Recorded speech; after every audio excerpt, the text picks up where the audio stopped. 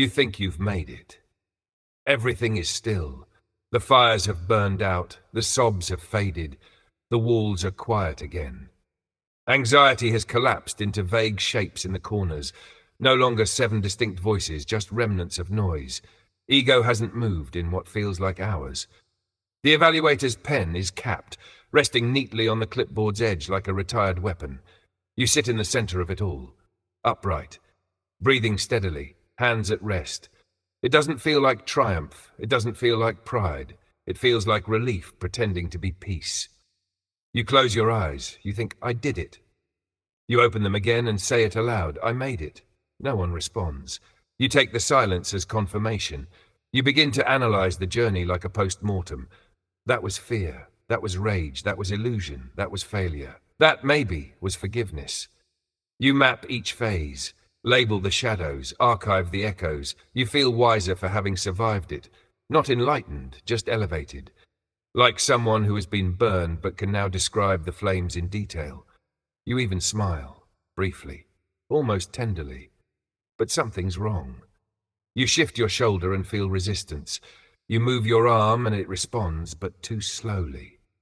When you try to lean forward in the chair, your waist feels constrained, not in pain, but bound. You look down. At first it seems like nothing more than a shimmer, a faint thread wrapped around your wrist. But then you see another, tracing your elbow, and another, glinting across your lap. The silk is thin, nearly invisible, elegant, almost beautiful in how deliberately it's been placed. You follow it with your eyes. It wraps behind your legs, across your ribs, under your arm. You try to move again. Your body complies, but it's like moving through syrup. You reach for the thread, but your fingers stick. The web has spread. It's everywhere, layered, intentional, precise. And then you hear it. The sound is barely there. Steady, subtle, like breathing if breath were made of motion. You tilt your head upward. In the farthest corner of the ceiling, perched in the shadow, sits a spider. It doesn't look monstrous. It's not grotesque or wet or hairy. It is sculpted, pale, smooth as porcelain. Its limbs gleam like carved obsidian, perfectly still, perfectly focused. It watches, it weaves, it doesn't rush, it doesn't threaten, it just continues its work. You stare at it, and it stares back. Then it resumes spinning, as if this moment between you didn't matter at all. You feel the panic build, not like a scream, but like a thought you don't want to finish. You try to rise. One thigh won't lift. You twist, and your back pulls against the silk. You move your neck and find the threads grazing your collar. Not choking, just ready. You call out louder now. Ego? Nothing. The evaluator? Still nothing. Please, someone. Your voice fractures as you begin to thrash against the bindings, trying to tear yourself loose. That's when you see them. All of them. Ego, suspended from shoulder to ankle. The evaluator pinned against the far wall, his clipboard impaled through webs like a crucifix. Anxiety in all its fractured forms cocooned in clumps along the floor like broken wings that were never meant to fly. None of them move. None of them resist. You realize they aren't paralyzed. You are. They didn't abandon you. They are you. And they can't come help you now because they've been caught too. Because you caught them. Because you caught yourself. Your scream this time is not language. It's grief. Pure and real. The silk in your throat tightens as you convulse, every breath ragged and uneven. The spider does not react. You rage at it. Get off me! Stop! What is this? You lurch forward with everything you have left and kick the wall beneath it. It falls, fast and deliberate, and hits the ground with a weight that reverberates through the floor. Stone on stone.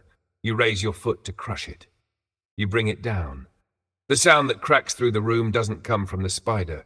It comes from you, your heel, your bones. The spider remains untouched. You grab a splinter from the broken chair, hurl it with all the force your body can muster. The wood splits against the creature's back, but it doesn't flinch. Then it moves, fast, fluid, silent. You can't run, you can't lift your hands, you can't even scream. It climbs your leg, your torso, your chest. It moves across your collarbones, over your throat, and finally to your face. You brace for the end. This is it, you think. This is how it kills me. But it doesn't. It stops. It rests on your chest, motionless and unnervingly calm. And then you understand, it's not here to kill you. It never was. It's here to finish the work, because that's what it was built to do. And you built it. You remember the first thread, the moment you swallowed your pain instead of expressing it.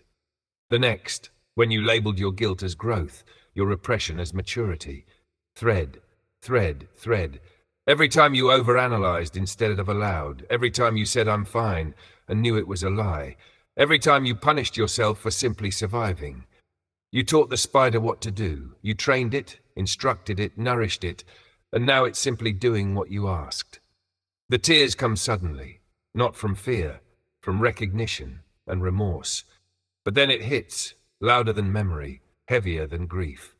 You remember the exact moment you decided to survive by disappearing. It wasn't violent, no screams, no collapse. Just one quiet night where you felt too much and told no one, because you thought they'd leave, or they'd laugh, or worse, believe you. So you smiled instead, said I'm okay, and no one noticed the lie, which meant it worked. And because it worked, you never stopped. You haven't been healing. You've been holding your breath for years, hoping no one would smell the smoke. You whisper through the ache in your throat. I didn't know. I was just trying to survive. I thought control would finally make me worthy. You look the spider in the eye. You speak to yourself, I forgive you. You didn't know better. You never needed to be perfect to deserve rest. And you don't have to keep building this. The web begins to relax. Not all at once, but in increments you can feel. Your fingers twitch, your shoulders drop, your lungs open, you sob, deep, shaking sobs that don't seek resolution, only release.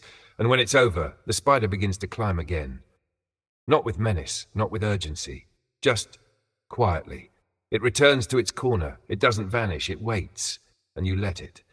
You remain still for a long time, breathing without resistance, skin stinging with returning circulation. You're not whole, but you are no longer stuck. You look up one final time. The spider is where it began. A presence, a fixture, a reminder. You understand now it isn't a threat, it's a bookmark, a note in the margins of your life that says you will forget again. You will try to control too much. You will tangle yourself in elegant, well-meaning ways. But next time you'll notice the threads sooner. You'll remember the silk. You'll remember the spin. And you'll know the way out isn't discipline. It's grace. The spider will stay. It belongs here. Not as a captor, not as a guard, but as a witness, a quiet monument to the truth you almost missed. You are human, and that is enough.